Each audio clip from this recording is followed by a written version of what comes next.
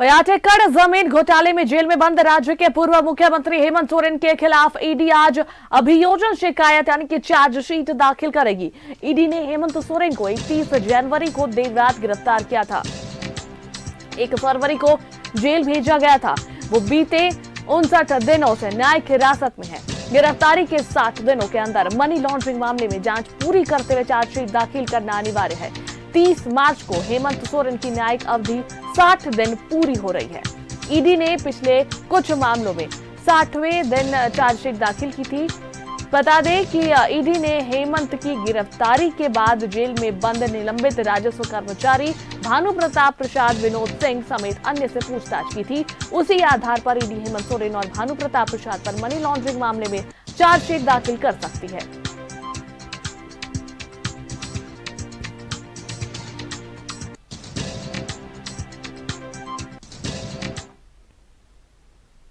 आज पर अधिक बातचीत के लिए हमारे संवाददाता दीपक हमारे साथ जुड़े, सीधा उनका रुख करते हैं।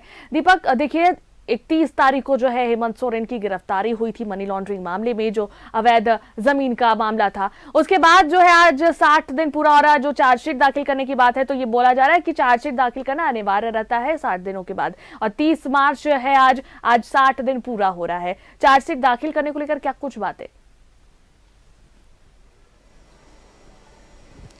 जी बिल्कुल, देखिए जमीन घोटाला से संबंधित मामले को लेकर पूर्व मुख्यमंत्री हेमंत सोरेन को बीते 31 जनवरी को ईडी ने पूछताछ के क्रम में गिरफ्तार किया और गिरफ्तार करने के बाद 13 दिनों तक रिमांड पर लेकर पूछताछ की और आज 60वां दिन न्यायिक हिरासत की अवधि भी पूरी हो रही है। खासतौर पे जब से गिरफ्तारी हुई है उससे अगर आप देखें तो आज 60 दिन हो रहा है और 60 दिन के भीतर किसी भी मामले में जब किसी अभियुक्त को गिरफ्तार किया जाता है, एफआईआर दर्ज होता है, तो 60 दिन के भीतर चार्जशीट दाखिल करना होता है।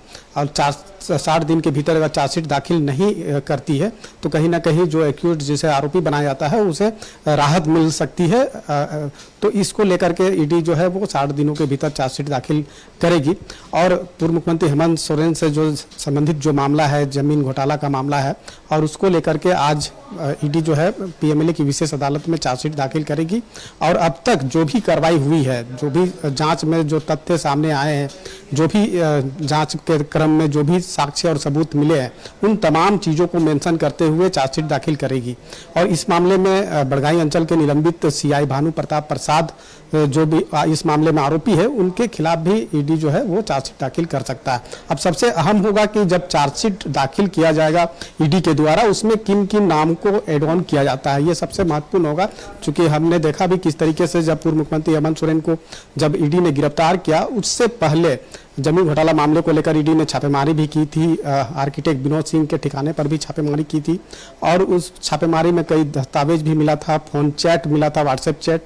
और उस व्हाट्सएप चैट में ये चीज़ें निकल कर आई थी कि जिस जमीन की घोटाले को लेकर के पूर्व मुख्यमंत्री हेमंत सोरेन की गिरफ्तारी हुई है, उस जमीन पर बैंक्वेट हॉल भी बनाया जाना था। तो ये तमाम चीज़ें जो ईडी को मिला है, जो भी साक्ष्य और सबूत मिला है, वो ऐसे तमाम सबूतों को जो है वो कहीं ना कहीं चार्जशीट में मेंशन करते हुए चार्जशीट दाखिल करेगी।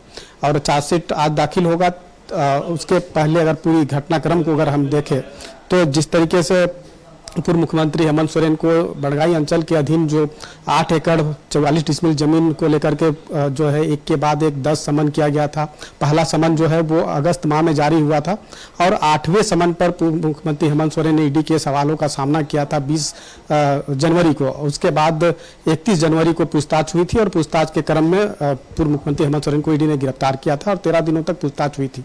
इसी मामले में जो बड़गाई अंचल के निलंबित सीआई है भानु प्रताप प्रसाद, उन्हें भी गिरफ्तार किया गया था, प्रोटेक्शन पर लिया गया था और उसे भी पूछताछ के लिए ईडी ने रिमांड पर लिया था। दोनों से पूछताछ चल रही थी। उस दरमियान भी हमने देखा कि बड़गाई अंचल के निलंबित सीआई भानु प्रताप प्रसाद को भी उस भूखंड पर ले गया था जिस जमीन को लेकर के पूर्व मुख्यमंत्री हेमंत सोरेन की गिरफ्तारी हुई थी। तो उस जमीन पर ले जाकर के उसका बाकायदा पूरा सत्यापन भी कराया गया कि उस जमीन में किस तरीके से काम हुआ है, गड़बड़ झाला जो हुआ है वो किस तरीके से हुआ है। तो वो तमाम चीज़ों को पूरी तरह से ईडी जो है वो निकालना चाह रही थी कि इस जमीन में किस तरीके से जो है वो दस्तावेज से छेड़छाड़ हुई है या नहीं हुई है, तो वो तमाम चीज़ों को निकालने की कोशिश कर रहा था और लगातार उसको लेकर के जो है वो कार्रवाई जो है ईडी कर रही थी। और इसी मामले में अब जब ये दो मुख्य रूप से अभी फिलहाल आरोपी बनाया गया है, तो इन दोनों के खिलाफ जो है ईडी चार्जशीट दाखिल करेगा। लेकिन अगर इससे पीछे जाएंगे कि उस जमीन की मामले को लेकर के पूर्व मुख्यमंत्री हेमंत सोरेन तक जो है वो कैसे ईडी पहुंचा, तो उससे पहले अगर आप देखें तो सेना की कब्जे वाली जो 4 एकड़ 55 डिसमिल जमीन की मामले को लेकर जब ईडी ने छापेमारी की थी, निलंबित आईएएस अधिकारी छवि रंजन, बंगाई अंचल के निलंबित सीआई भानु प्रताप प्रसाद और कई जमीन कारोबारियों के ठिकानों पे एक साथ 13 और 14 अप्रैल 2023 को छापेमारी की थी। और उस छापेमारी में बड़गाई अंचल के जो सीआई भानु प्रताप प्रसाद के ठिकाने पे दस्तावेज का जखीरा बरामद हुआ था और उस दस्तावेज को पूरी तरीके से सत्यापन करने के बाद, खंगाले जाने के बाद कहीं न कहीं जांच की आंच जो है वो पूर्व मुख्यमंत्री हेमंत सोरेन तक पहुंचा था। उसी दस्तावेज के आधार पर पूर्व मुख्यमंत्री हेमंत सोरेन को समन जारी किया जा रहा था, पूछताछ के लिए ईडी दफ्तर बुलाया जा रहा था। लेकिन पूर्व मुख्यमंत्री हेमंत सोरेन ने एक के बाद एक 7 समन तक का उन्होंने जवाब नहीं दिया और 8वें समन पर पूछताछ के लिए ईडी के अधिकारियों को मुख्यमंत्री आवास बुलाया गया था और वहां 8 घंटों तक पूछताछ हुई थी और उसके बाद 31 जनवरी को पूछताछ के क्रम में गिरफ्तार हुआ। तो अब तक जितने भी तरह से जो कार्रवाई ईडी ने की है, खासतौर पे 8 एकड़ 44 डिसमिल जमीन को लेकर जब पूर्व मुख्यमंत्री हेमंत सोरेन को गिरफ्तार किया गया है, उस जमीन को लेकर के पूरी तरह से वो ईडी जो है वो जांच में जो भी चीजें ईडी को मिला है अब तक, वो तमाम चीजों को मेंशन करते हुए आज चार्जशीट दाखिल करेगी। लेकिन सबसे अहम यही होगा कि चार्जशीट में किन किन लोगों का नाम होता है, उसके लिए फिलहाल इंतजार करना पड़ेगा। जब ईडी चार्जशीट अदालत में दाखिल करेगी तभी तमाम चीजें स्पष्ट होगी। अनुष्का, बिल्कुल, चलिए बहुत बहुत धन्यवाद तमाम जानकारियां साझा करने के लिए दीपक।